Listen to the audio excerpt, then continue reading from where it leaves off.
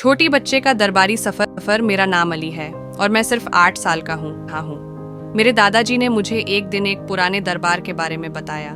उन्होंने कहा कि वहाँ पर एक अनोखा खजाना है जो सिर्फ उसी को मिल सकता है जो उसके लिए तैयार है। मैंने अपने दादाजी से वादा किया कि मैं उस खजाने को ढूंढ कर लाऊंगा। उन्होंने मुझे एक पुराना नक्शा दिया और कहा कि यह मेरी मदद करेगा।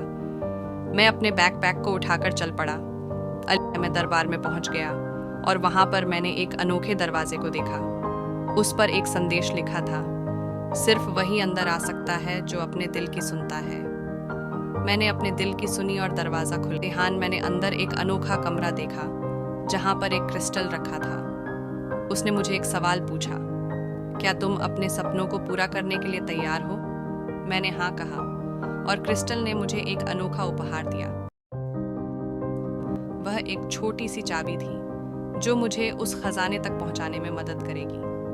मैंने चाबी को अपने बैकपैक में रखा और आगे बढ़ा। मैंने चाबी का इस्तेमाल किया और खजाना खुल गया।